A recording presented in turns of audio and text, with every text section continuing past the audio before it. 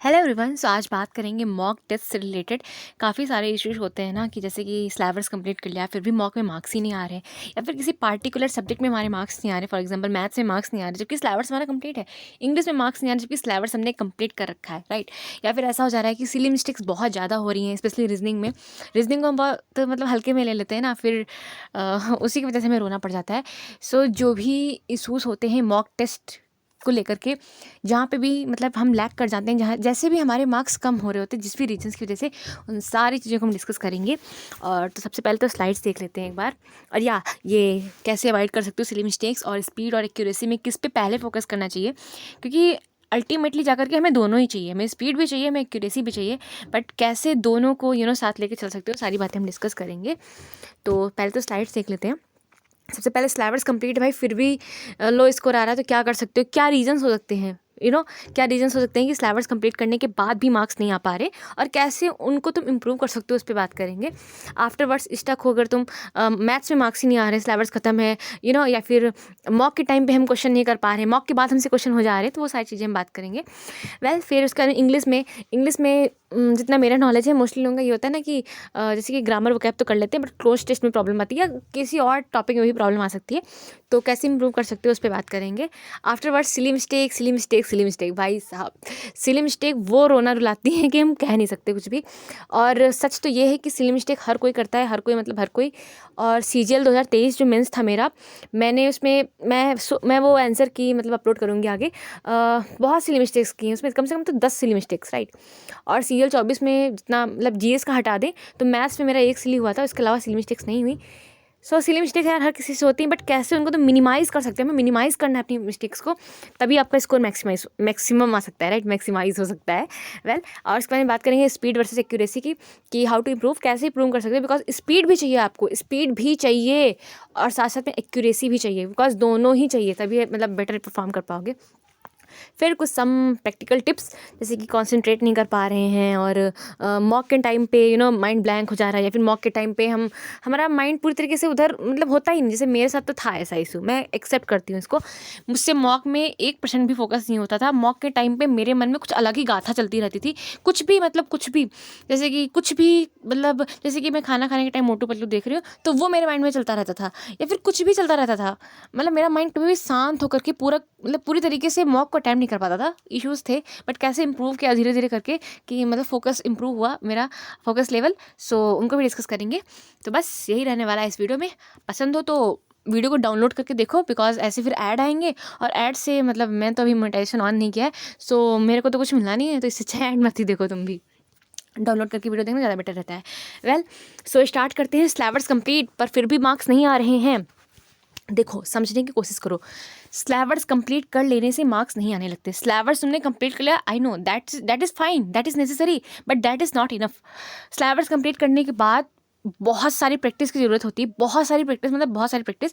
हाँ, इसको सोच के मतलब ऐसे मत माइंड में लाना कि यार बहुत सारी प्रैक्टिस कर, डरा सा रही हूँ। नहीं, मैं डरा नहीं रही हूँ, मैं बस बता रही हूँ, समझा रही हूँ कि प्रैक्टिस की, बहुत सारी प्रैक्टिस की नीड होती है।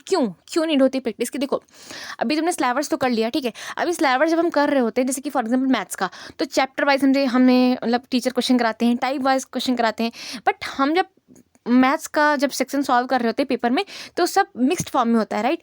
अभी वहाँ पे ना माइंड उतने बेटर तरीके से वर्क नहीं करता है, हम उतना अच्छे तरीके से समझ ही नहीं पाते इन चीज़ों को, बिकॉज हमने तो सिर्फ सिलेबस किया है, प्रैक्टिस नहीं की है। तो सबसे ज़्यादा ज़रूरत होता है, वो होती है प्रैक्टिस। और प्रैक्टिस से आपका सिली मिस्टेक्स भी इंप्रूव होगा, है ना। जब सिली आप बार बार वही मिस्टेक बार बार करते हो ना, तो आपके माइंड में अपने आप फीड हो जाता है कि यार ये मिस्टेक तो मेरे से बार बार हो जाती है, तो वो अपने आप से धीरे धीरे करके इंप्रूव हो जाता है। तो प्रैक्टिस इसलिए नीडेड है, बिकॉज प्रैक्टिस से पहली बात तो आपका सिली मिस्टेक कम होगा, ठीक है।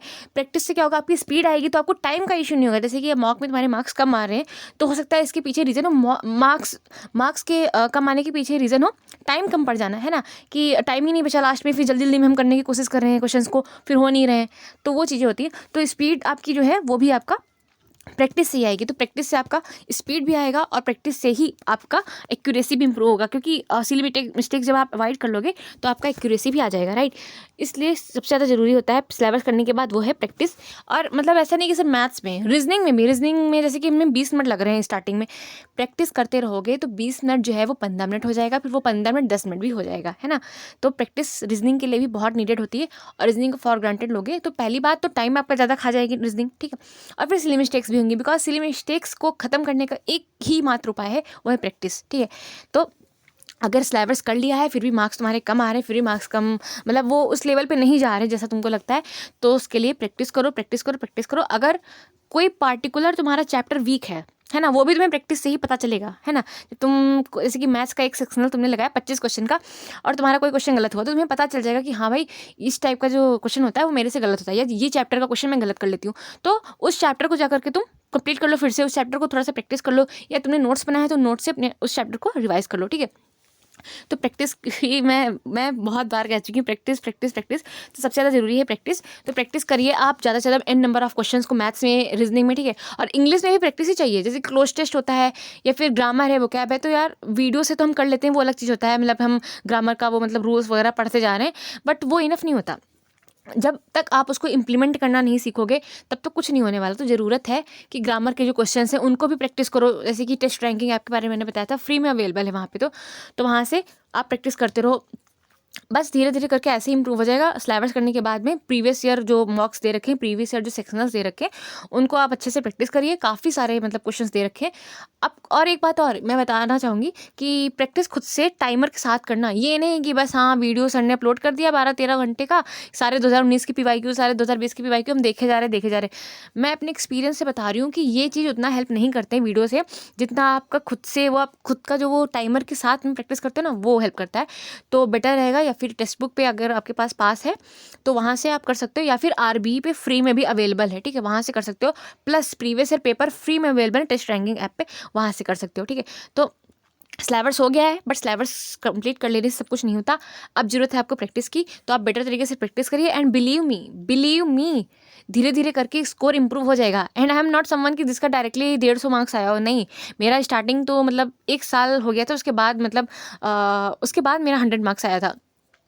और हाँ, वो बात अलग है कि मुझे 100 से ये 150, 160, 170, 180 वाला दायरा क्रॉस करने में इतना टाइम लग गया, बिकॉज मैं चीज़ों को खुद से फिगर आउट कर रही थी कि क्या वर्क करेगा, क्या वर्क नहीं करेगा। मैंने घंटों वीडियोस देखे हैं, घंटों वीडियोस से प्रैक्टिस की है, एंड देन टेक्स्ट बुक पे जाकर के या RBE पे जाकर के खुद से प्रैक्टिस किए। So on the basis of my experience I am telling you कि वीडियो से उतना, ये प्रैक्टिस बैच वगैरह जो आते रहते हैं उससे उतना फ़ायदा नहीं होता जितना खुद से जब आप प्रैक्टिस करते हो उससे होता है, राइट। मतलब हाँ, प्रैक्टिस बैच में भी तुम वीडियो को पॉज करके खुद से प्रैक्टिस करते हो, but still I am saying जो टाइमर के साथ में वो मतलब प्रैक्टिस करते हो ना, वो माइंड को बहुत अच्छे से ट्रेन कर देता है। बिकॉज एट द एंड जाकर के जो आपका पेपर होगा वहाँ पे भी वो एक घड़ी चल रही होगी, टिक टिक टिक टिक, राइट। सो बेटर रहता है कि आप इस तरह से प्रैक्टिस करिए, खुद से प्रैक्टिस करिए, टाइमर के साथ प्रैक्टिस करिए। जो भी सेक्शनल्स वगैरह लगाने टेक्स्ट बुक पे या RBE ऐप पे लगा सकते हैं, टेस्ट रैंकिंग पे भी लगा सकते हो। टेस्ट रैंकिंग और RBE पे फ्री में अवेलेबल है, सो वहाँ से कर सकते हो, राइट।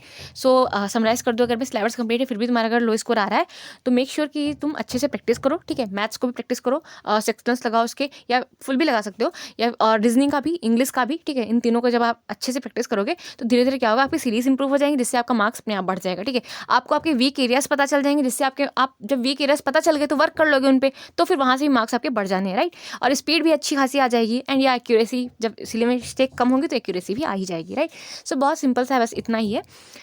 एंड अभी है कि मैथ्स अगर पार्टिकुलरली मैथ्स में प्रॉब्लम आ रही है, भाई 30 से 40 नंबर ही आ रहे हैं, इसके पीछे देखो रीज़न मुझे क्या लगता है क्या हो सकते हैं। देखो, या तो ये हो सकता है कि आपके पास टाइम कम पड़ जा रहा है ना, टाइम नहीं बच पा रहा है, मतलब मैथ्स हमसे हो नहीं पा रही, टाइम ही नहीं बचता मैथ्स के लिए, क्वेश्चन छूट जा रहे हैं, या फिर हड़बड़ाहट में हो ही नहीं पा रहे हैं। या फिर ऐसा हो सकता है कि क्वेश्चन देख के भाई समझ ही नहीं आ रहा क्या करूँ। वो अलग बात है कि मॉक जब कंप्लीट हो गया उसके बाद में क्वेश्चन हो जा रहे हैं, बट उस टाइम नहीं हो पा रहे, है ना। तो इन सब के लिए मतलब मैथ्स में आप प्रैक्टिस करो ये चीज़। स्किपिंग, अभी स्किपिंग क्या है, जैसे कि 25 क्वेश्चन होते हैं प्री में, तो ऐसा नहीं कि मतलब क्वेश्चन नंबर 1 से शुरू किया, क्वेश्चन नंबर 25 तक गया। ये मेरी बहुत बड़ी मिस्टेक थी जो मैंने CGL 2023 मेंस में की। 1 से 30 तक के जो लगातार क्वेश्चन थे मैथ्स के, मैं ऐसे कर रही थी, क्वेश्चन नंबर 1, 2, 3। मैं ये सोचती थी कि यार अगर मैं स्किप कर रही हूँ तो मतलब कि मुझे आता नहीं है, मैं कायर हूँ, मैं स्किप नहीं करूँगी, मैं तो सॉल्व करूँगी, उसके बाद ही अगले क्वेश्चन पे मूव करूँगी बिकॉज मुझे आता है, ऐसा काइंड ऑफ थिंग। बट ऐसा नहीं होता, आपको आता है क्वेश्चंस, मुझे पता है आपको आता है, बट जो ये स्किपिंग होती है ना, उससे आपके माइंड पे प्रेशर कम पड़ता है, राइट। जैसे कि 25 क्वेश्चन में तुमने 20 क्वेश्चन लगा लिए, अब 5 क्वेश्चन जो भले वो लेंथी क्वेश्चन है, तुम्हें लग रहा है थोड़ा सा बड़े क्वेश्चन कैसे करूँगी, बट जब तुमने वो 20 क्वेश्चन हल कर लिए ना, तो माइंड पे एक अलग ही रिलैक्स फील होता है कि हाँ भाई हमने 20 क्वेश्चन लगा लिए। वरना क्या होता है, जैसे कि fourth question, for example fourth question बहुत कठिन सा है, तुम फोर्थ क्वेश्चन करने लगे, उसमें तुमने खूब सारा टाइम दे दिया, तो अब माइंड पे और ज़्यादा मतलब प्रेशर बनता है कि यार टाइम तो जा रहा है, बिकॉज टाइम तो लिमिटेड होता है पेपर में, टाइम तो जा रहा है, बाकी के इतने सारे क्वेश्चन बाकी हैं। इसलिए बेटर रहता है कि आप स्किप करो क्वेश्चन को, उन क्वेश्चन को जो आपको पहले राउंड में नहीं आ रहे या फिर थोड़ा बड़े लग रहे, बाद में देखना वो भी क्वेश्चन तुम सॉल्व कर लोगे। मैं मॉक भी ऐसे ही अटैम्प्ट करती हूँ, आज भी मैं मॉक ऐसे ही अटैम्प्ट करती हूँ, मैं क्वेश्चन को स्किप बहुत करती हूँ, 5-5 क्वेश्चन मैं स्किप कर देती हूँ, बट मुझे पता है एट द एंड जाकर के मैं इनको भी कर दूंगी।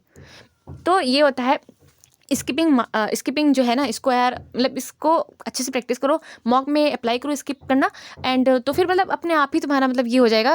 और ये जो डर लगने लगता है ना भारी भारी क्वेश्चन देख के, तो उन क्वेश्चन को पहले राउंड में स्किप करो, पेपर को आदत डालो कि मैं 3-4 राउंड में अटेम्प्ट करूँगी। पहले राउंड में मतलब क्वेश्चन नंबर 1 से लेकर के 100 तक नहीं जाना है, धीरे धीरे मतलब क्वेश्चन को बार बार हम बार बार पेपर पे आएंगे। पहले जो ईजी हैं, खूब ईजी वाले वो कर लिए, फिर थोड़ा ईजी वाले, फिर मॉडरेट वाले, ऐसे करके थोड़ा सा अटेम्प्ट करोगे, तो तुम्हारे जो हाथ पैर कांपने लगते हैं ना कि हाँ भाई इतना भारी क्वेश्चन है कैसे क्या, वो इंप्रूव हो जाएगा, ठीक है। और बाकी जो अगर स्पीड का इशू आ रहा है तो उसका वही है, आप मतलब प्रैक्टिस करते रहिए, धीरे धीरे करके आपकी स्पीड इंप्रूव हो जाएगी। और तीसरी चीज़ ये हो सकती है सिली मिस्टेक्स, तो उनका भी ये जो सिली मिस्टेक हो रही है उनको नोट डाउन कर लो, है ना, उनको रिवाइज करो मॉक देने के पहले, तो धीरे धीरे करके वो भी इंप्रूव हो जाएगा, राइट। समराइज करूँ अगर मैं, तो 3 स्टेप है। पहली बात तो स्किप किया करो क्वेश्चन को, ऐसा नहीं कि सारे क्वेश्चन मुझे 1-2 मतलब 25 पे लगाने एक लाइन से, नहीं भाई, स्किप करो, 2-3 राउंड में पेपर को अटेम्प्ट करो, ओके। और प्रैक्टिस करते रहोगे तो धीरे धीरे तुम्हारी सिली मिस्टेक जो है वो तुमको पता चलती रहेंगी, उनको नोट डाउन करो, उनको रिवाइज करो, ताकि अगले मॉक में वो मिस्टेक ना हो, ठीक है। और अगर तुम्हारा स्पीड का इशू आ रहा है तो वो भी तुम्हारे प्रैक्टिस से इंप्रूव हो जाएगा, प्रैक्टिस करते रहोगे, धीरे धीरे करके तुम्हारी स्पीड भी इंप्रूव हो जाएगी, राइट। और इसके अलावा भी अगर कोई इशू आ रहा है काइंड की मतलब ऐसा होता है ना कि हम शॉर्ट ट्रिक्स वगैरह के पीछे भागते हैं, नहीं भाई, बेसिक से कर पा रहे हो अगर क्वेश्चन को तो बेसिक से करो, धीरे धीरे करके बेसिक से ही तुम फास्ट करने लगोगे अभी। और ये भी है कि मतलब एक क्वेश्चन के हम 75 तरीके सीख लेते, फिर हम सोचते हैं वहाँ पेपर में कि यार ये तरीका लगाएं या वो तरीका। देखो पेपर में जो तुम्हारे माइंड में पहले क्लिक कर रहा है ना, तुम्हें वही तरीका लगाना है, भले तुम्हें 75 और तरीके आते होंगे कि नहीं इससे कम टाइम में हो जाएगा, उससे कम टाइम में, जो माइंड में सबसे पहले क्लिक कर रहा है ना, बस उसी मेथड से लगाना होता है क्वेश्चन, राइट। तो बस यही था 3 स्टेप में कि हाँ आप स्किप करिए क्वेश्चंस को, प्रैक्टिस करिए अच्छे से, स्पीड भी आ जाएगी और एक्यूरेसी भी इंप्रूव हो जाएगी, तो मार्क्स अपने आप ही तुम्हारे बढ़ जाएंगे। बस यही 3 रीजन हो सकते हैं। और बाकी वीक चैप्टर्स भी तुम्हें प्रैक्टिस से ही पता चलते रहेंगे, तो उन वीक चैप्टर्स पे वर्क कर लो, तो वहाँ पे भी आपका स्कोर इंप्रूव हो जाएगा, right. Okay okay okay, sorry. English पे आते हैं अब। तो इंग्लिश को कैसे इंप्रूव कर सकते हो? देखो इंग्लिश में क्या इशू हो सकता है, आप आपने जो पिछले 5 मॉक्स दिए हैं, अगर इंग्लिश में ही मेन इशू आ रहा है इंग्लिश में ही, तो जो लास्ट के 5 मॉक्स दिए हैं ना, उन 5 मॉक्स को आप अपने सामने मतलब देखो कि और तुम लिखो इस चीज़ को, ऐसे नहीं कि बस वर्बली देख लें, नहीं, उसको नोट डाउन भी करो कि ये क्वेश्चन गलत हो जा रहे हैं। आप इस चीज़ को समझो तो पहले कि मेरा ग्रामर में इशू आ रहा है या वोकेब में आ रहा है या कॉम्प्रिहेंशन में आ रहा है, तीनों में आ रहा है, जो भी आ रहा है उस चीज़ को पहले तो नोट डाउन करो। फिर अगर ग्रामर में इशू आ रहा है तो यार क्यों ग्रामर मेरी गलत हो रही, कहाँ पे गलत हो जा रहा है, मुझे रूल्स नहीं आते, कोई बात नहीं, मैं तुरंत रिवाइज करूँगी रूल्स को। अगर ग्रामर में इशू आ रहा है तो रूल्स को रिवाइज करो अपने, और रूल्स को रिवाइज कर लेने से सिर्फ नहीं होता, फिर ग्रामर का अलग से सेक्शनल प्रैक्टिस कर लो, ठीक है। ऐसे ग्रामर में इशू आ रहा है तो ग्रामर को अलग से प्रैक्टिस कर लो, वोकेब में आ रहा है तो वोकेब का अलग से थोड़ा सा टाइम निकाल के वोकेब को और अच्छे से रिवाइज करो, वोकेब इंप्रूव हो जाएगी। इधर से ग्रामर प्रैक्टिस करो, ग्रामर इंप्रूव हो जाएगी, वोकेब प्रैक्टिस करोगे, प्रैक्टिस का मतलब वोकेब रिवाइज करोगे तो वोकेब भी इंप्रूव हो जाएगी, राइट। और कॉम्प्रिहेंशन में बहुत बच्चों को इशू आता है, और मेरा भी सबसे बड़ा इशू यही था कॉम्प्रिहेंशन में। क्लोज टेस्ट 5 आते हैं ना भाई, 4 गलत होते थे। क्लोज टेस्ट के लिए सबसे बड़ा जो मुझे लगता है मतलब इंप्रूव कर सकते हो, जो सबसे बड़ी चीज़ है वो है रीडिंग। और रीडिंग में ये नहीं कि भाई कुछ भी रीडिंग आप वो कर लो जो आपको पसंद है, कुछ भी पढ़ो आप, जो भी आपको मतलब पसंद आता है आप कुछ भी पढ़ो, बट रीडिंग की हैबिट अपने में लाओगे तो वो ना एक इंट्यूशन होता है ना, इंट्यूशन आपका मजबूत हो जाता है। कई सारे बच्चों को मैंने देखा है, कई सारे टॉपर्स हैं जो इंग्लिश का कुछ नहीं ऐसा मतलब उनको आता होता है, बट उनका इंट्यूशन इतना मजबूत होता है कि वो आराम से इंग्लिश का पेपर कर लेते हैं। तो वो कैसे इंप्रूव होता है, मतलब इंट्यूशन को कैसे मजबूत कर सकते हो, तो वो रीडिंग से होता है। आप रीडिंग करो, आप अपने इंटरेस्ट का कुछ रीड करो, आप क्रिकेट के बारे में पढ़ो अगर इंटरेस्ट है, या बॉलीवुड के बारे में पढ़ो जो अगर आपको इंटरेस्ट आ रहा है, या फिर कुछ आप सेल्फ हेल्प वाली बुक्स पढ़ सकते हो जो आपको अपने आप को एक बेटर पर्सन बनाने में हेल्प करेंगी। So it's up to you, but reading ये मेरा पर्सनल ओपिनियन है कि रीडिंग से आपका क्लोज टेस्ट बहुत अच्छे से इंप्रूव होगा। हाँ, प्रैक्टिस की नीड वहाँ पे भी होगी कि हाँ भाई, इसके साथ ये मतलब कि फ्रेजल वर्ब और ये इसके साथ में यही प्रीपोजिशन आता है, इस काइंड ऑफ थिंग, ये सब मतलब वो तो अलग चीज़ है, प्रैक्टिस तो करनी ही पड़ेगी। बट इसके साथ साथ में अगर इंग्लिश अगर कमज़ोर है तो रीडिंग की हैबिट डालो। और अगर नहीं इतना सारा रीडिंग कर सकते हो कि कौन सी बुक और ये सब मतलब आर्टिकल वगैरह, तो इंग्लिश माध्यम पे जो आर्टिकल आता है आप उसको रीड कर लो, और निमिषा बंसल मैम जो क्लास कराती है उसको अच्छे से कर लो। सिर्फ ये 2 चीज़ें कर लोगे ना, इंग्लिश माध्यम और ये निमिषा बंसल मैम, इतने से भी आपका मतलब बहुत अच्छे से कॉम्प्रिहेंशन पार्ट मजबूत हो जाएगा, राइट। और बाकी प्रैक्टिस तो करते ही रहना है। तो वो टेस्ट रैंकिंग पे फ्री में दे रखा है बहुत सारा, वहाँ से प्रैक्टिस कर सकते हो। मतलब सर ने सच में मतलब काफ़ी कुछ दे रखा है, जिस टॉपिक में तुम्हें इशू आ रहा है वहाँ से प्रैक्टिस कर लो, बहुत अच्छे से इंप्रूव हो जाएगा। अपने वीक पॉइंट्स को देखो, एनालाइज करो अपनी पिछले मॉक्स को, जो तुम्हारे वीक पॉइंट्स हैं उनको देखो और उन पर वर्क करो, धीरे धीरे करके इंप्रूव हो जाएगा, राइट। और प्रैक्टिस तो यार करनी ही पड़ती है। इसके अलावा मतलब इंग्लिश में भी प्रैक्टिस की नीड होती है, वरना इसमें भी तुम सिली मिस्टेक करोगे, पूछेगा कुछ और लगा कुछ और देगे ऐसे। मतलब एक ये पूछता है ना कि पूछता है वो जो मतलब एक सेंटेंस देगा, वो ऐसे मतलब कि ईरर के दे सकता है कि ईरर पूछी होगी, बट उसमें पूछता है स्पेलिंग मिस्टेक बताओ। तो ये सब चीज़ें ना प्रैक्टिस से तुमको आएंगी और धीरे धीरे करके इंप्रूव हो जाएगा। Just believe me. अगर ग्रामर में प्रॉब्लम आ रही है तो ग्रामर पे थोड़ा सा वर्क करो, वोकैब में आ रही है तो वोकैब पे वर्क करो, कॉम्प्रिहेंशन में आ रही है तो कॉम्प्रिहेंशन पे वर्क करो। अपने लास्ट जो 5 मॉक्स हैं उनको अच्छे से एनालाइज करो, उनको लिखो और देखो कहाँ पे इशू आ रहा है, और उस इशू को खुद ही सॉल्व करो। तुम्हें कोई और नहीं बताने आएगा, वो तुम्हें खुद ही करना पड़ेगा ना। तो समरी में अगर मैं बोलूँ तो बस यही है कि देखो 5 मार्क्स अपने लास्ट के निकालो और देखो कि कहाँ पे इशू आ रहा है, ठीक है। और जहाँ पे जो तुम्हारा वीक पॉइंट है ना उस पर वर्क करो।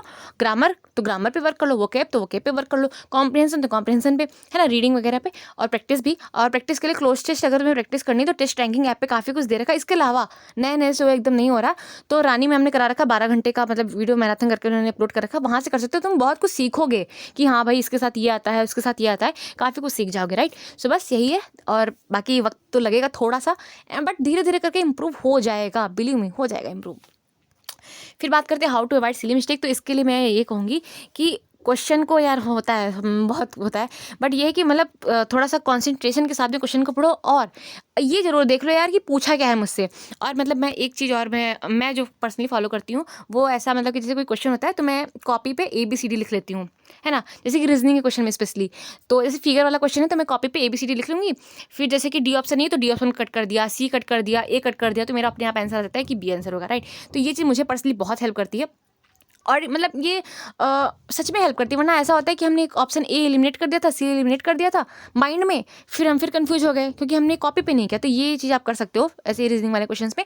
और इसके साथ में लास्ट लाइन जो है, मतलब पूछा क्या है हमसे, भाई वो पूछ कुछ और है, जवाब किसी और को दे रहे हो, तो कैसे कैसे मान जाएंगे, राइट। जैसे कि तुम्हारे बॉस हैं, वो तुमसे पूछ रहे हैं कुछ और, तुम उनको जवाब किसी और चीज़ का दोगे तो ऑब्वियसली बात है तुमको नौकरी से भगा देंगे ना। तो ऐसे ही भाई SSC तुमसे पूछ कुछ और रही, निकाल तो कुछ और है, तो कैसे, जैसे कि पूछ रही 2x की वैल्यू तुम निकाल रहे हो x की वैल्यू। सो मेक श्योर कि जो पूछा जा रहा है उसी का जवाब दो।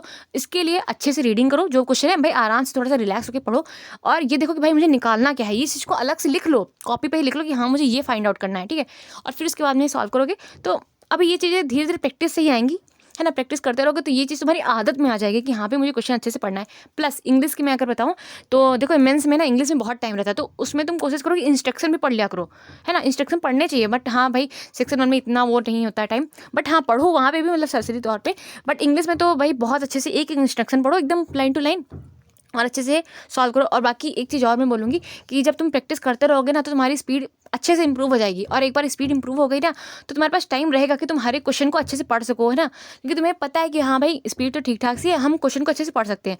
तो अल्टीमेटली प्रैक्टिस से ये चीज़ भी आएगी, और प्रैक्टिस से सिली मिस्टेक्स भी अवॉइड होंगी। एक मिस्टेक 10 बार करोगे ना जब मॉक में, अपने आप इंप्रूव हो जाएगा। और 10 बार क्यों ही करनी है वो मिस्टेक, एक बार मिस्टेक हो इसको कॉपी पे लिख लो, कॉपी को रिवाइज करो, धीरे धीरे करके वो मिस्टेक होना कम हो जाएगी, राइट। बस यही है और कुछ नहीं है, धीरे धीरे करके ही ये इंप्रूवमेंट होगा, एकदम से नहीं। बट येस एफर्ट्स लगाओगे तो हो जाएगा इंप्रूवमेंट, है ना। और अभी ये भी मन में आता है कि सब तो मतलब कि एफर्ट्स लगा रहे हैं काइंड ऑफ थिंग, कि मेरे साथ होती थी। तो इसके लिए मैं बोलूँगी कि जो जितने अच्छे तरीके से इम्प्लीमेंट करेगा इन चीज़ों को वो ले जाएगा जॉब, राइट। मतलब सिर्फ ये नहीं कि हाँ मुझे भी पता है, बट तुम अगर इम्प्लीमेंट करोगे इन चीज़ों को, मॉक में अप्लाई करोगे, नोट्स बनाओगे, उनको रिवाइज करोगे, तो धीरे धीरे करके जो है सिली मिस्टेक तुम्हारी इंप्रूव हो जाएंगी। That's it.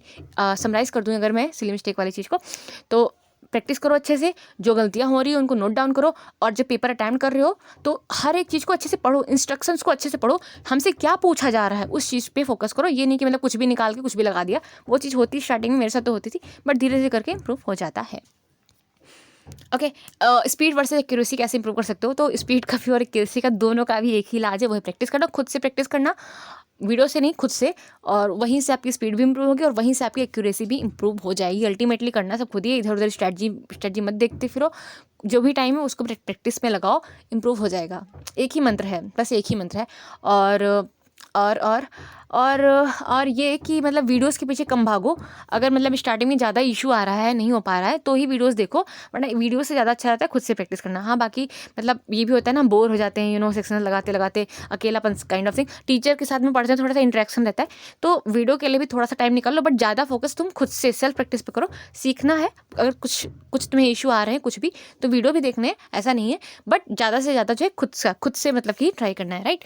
बस दैट्स इट। एक लाइन में वही है समराइज करने को, प्रैक्टिस करोगे तो स्पीड भी इंप्रूव हो जाएगी और एक्यूरेसी भी इंप्रूव हो जाएगी। एंड सम प्रैक्टिकल टिप्स, जैसे कि होता है कि हाँ कंसंट्रेशन नहीं हो पा रहा उतने अच्छे से, हम मतलब बेटर तरीके से पढ़ नहीं पा रहे, तो इसके लिए मैं ये कहूँगी कि यार थोड़ा सा टाइम अपने लिए निकालो। निकालने का मतलब है कि मेडिटेशन करो थोड़ा सा। एंड मतलब कि इस चीज़ पे थोड़ा सा देखो कि यार मैं कॉन्सेंट्रेट क्यों नहीं कर पा रही हूँ, उसके पीछे कुछ रीज़न होंगे ना। जैसे कि मॉक के टाइम पे कॉन्सेंट्रेशन नहीं हो पा रहा, तो अपने मन में ये रखो कि ठीक है मैं 100 क्वेश्चन तक कॉन्सेंट्रेट नहीं कर सकती। मैंने तो ये मना लिया था अपने मन में, भाई ठीक है, मेरे को मेरी हॉबी नहीं है पढ़ना, अकेडमिक काइंड ऑफ गर्ल मैं नहीं रही हूँ बिल्कुल भी। मुझे एकेडमिक्स एक पैसे की भी नहीं पसंद, पर मुझे करनी तो है ना, मेरी मजबूरी है, या मतलब मेरी चाहत है, जो भी कह लो, मुझे चाहिए, मुझे एकेडमिक्स करनी है क्योंकि इससे मेरे को मिलनी है जॉब, ठीक है। तो एकेडमिक्स करनी है, बट मेरा मन लगता ही नहीं है। तो मैं क्या करती थी, मेरे से 100 क्वेश्चन में मतलब फोकस नहीं रहेगा। मुझे पहले तो एक्सेप्ट करो कि तुमसे फोकस होगा नहीं। मैं एक्सेप्ट की कि मुझसे फोकस नहीं हो सकता 100 क्वेश्चन में। कोई बात नहीं, 5 क्वेश्चन में फोकस कर पाऊंगी, तो मैं ऐसा मतलब फिंगर पे काउंट करती थी। ओके, क्वेश्चन नंबर 1 हो गया, ओके क्वेश्चन नंबर 2 हो गया, ओके क्वेश्चन नंबर 3 हो गया, ओके क्वेश्चन नंबर 4 हो गया, क्वेश्चन नंबर 5 हो गया। एंड आफ्टरवर्ड्स ओके थोड़ा सा relax, and then again 5 question पे फोकस किया। तो धीरे धीरे करके ना वो फोकस लेवल इंप्रूव हो जाता है कि देखो मैंने 5 क्वेश्चन पे पूरा फोकस किया, मैंने अपने माइंड में एक भी थॉट नहीं आने दिया। तो इस तरह से धीरे धीरे करके ना इंप्रूव कर ले जाओगे। और ये मतलब बहुत स्टार्टिंग में इशू होगा भाई, 5 क्वेश्चन पे प्रैक्टिस मतलब फोकस करना। फिर मतलब वो मैं तो 5 क्वेश्चन से हटा के फिर 10 क्वेश्चन तक ले आई थी। और मैंने शेयर किया थी अपना सीएल 2024 मेंस की आंसर की, तो अगर देखोगे तो उसमें मैंने बताया भी कि मैं 10 क्वेश्चन मैथ के अटेम्प्ट करती थी, फिर 10 क्वेश्चन रीजनिंग के, बिकॉज मुझसे नहीं होगा फोकस 30 क्वेश्चन तक 10 क्वेश्चन में, बट मैं फोकस कर सकती हूँ। तो मैं 10 क्वेश्चन मैथ्स के अटेम्प्ट की, फिर 10 रीजनिंग के, फिर 10 मैथ के, फिर उसके बाद फिर से 10 रीजनिंग के, एंड एट द एंड फिर से 10 मैथ्स के और फिर से 10 रीजनिंग के। ऐसे ही मैं इंग्लिश में भी 15 5 15 10 करके ऐसे करके कंप्लीट की थी। मुझे ये चीज़ हेल्प करती है फोकस्ड रहने में। तो आप अपना तरीका खुद ढूंढो, ये तरीका अगर आपको हेल्प करा तो इसी कॉपी कर लो, या फिर अपना तरीका खुद ढूंढो कि कैसे मैं कॉन्सेंट्रेट कर सकती हूँ, राइट, कैसे मैं बेटर तरीके से पेपर को अटेंड कर सकती हूँ। और ये होता है कि मतलब माइंड में थॉट वगैरह आ रहे हैं, तो उसके लिए मेडिटेशन भी बहुत हेल्प करता है। आप मेडिटेट करिए 10 मिनट के लिए। मेडिटो ऐप है, फ्री ऐप है वो, तो उस पर आप अच्छे से प्रैक्टिस कर सकते, मतलब ये मेडिटेशन कर सकते हो। बहुत हेल्प करेगी तुमको, अपने थॉट्स पे तुम्हारा थोड़ा सा कंट्रोल रहेगा कि हाँ भाई माइंड में तुम्हारे जो थॉट्स आ रहे हैं, तो तुम उनको रियलाइज़ कर पाओगे कि हाँ भाई मेरा माइंड इधर जा रहा है। सो वो एक मतलब ये एक वीडियो मैंने देखा था कि मन तो यार होता ही ऐसा है कि वो इधर भागेगा उधर भागेगा, बट तुम्हें उसे वापस लाना है और अपने वर्क पे लगाना है, बिकॉज अल्टीमेटली तुम्हारे लिए वही मैटर करेगा ना।